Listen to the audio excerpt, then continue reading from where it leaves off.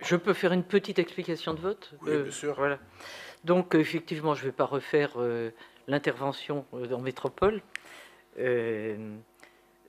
Par rapport aux grandes orientations, il y a 4 éléments qui nous paraissaient insuffisamment mis en exergue.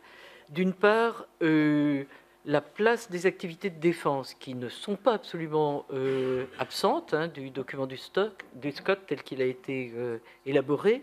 Et d'ailleurs, je dois dire, élaboré avec un grand sérieux. Ça a été souligné par Mme Kiguer, tout un travail vraiment très approfondi.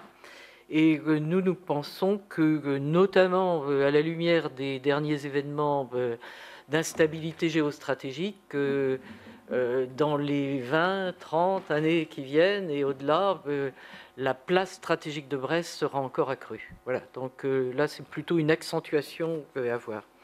Un deuxième sujet, c'est celui du désenclavement. Là aussi, une insistance que nous avons, nous, vous le savez, sur l'arrivée de la grande vitesse. Et quand on voit les schémas qui sont encore présentés, que le SCOT les assume avec insuffisamment de vigueur, nous semble-t-il. Le troisième sujet, c'est celui des mobilités. Il nous semble que l'optimisation n'est pas suffisante entre l'interurbain et le métropolitain. Il y a des superpositions d'itinéraires et que dans la rédaction du SCOT, ça n'apparaît pas suffisamment clair. Par ailleurs, autant en matière de logement, le vieillissement de la population est bien pris en compte, autant dans le volet déplacement, il est un petit peu absent.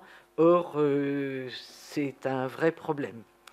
Le quatrième sujet, c'est celui du commerce et de la logistique commerciale. Alors, il y a des phrases qui disent qu'il faut privilégier les commerces de centralité, la proximité, etc. Mais on ne voit pas la politique de stationnement qui accompagnerait de telles orientations. Alors, les améliorations relevées, réalisme en matière démographique, prise en compte des enjeux littoraux, intégration du facteur limitant de la ressource en eau et effort de renouvellement urbain.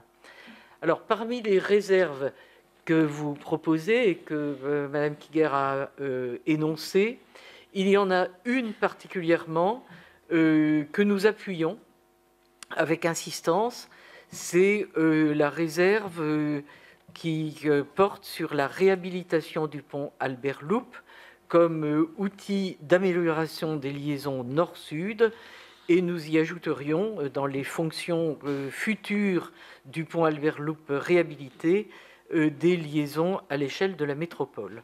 Voilà, donc un avis nuancé qui nous conduit à nous abstenir.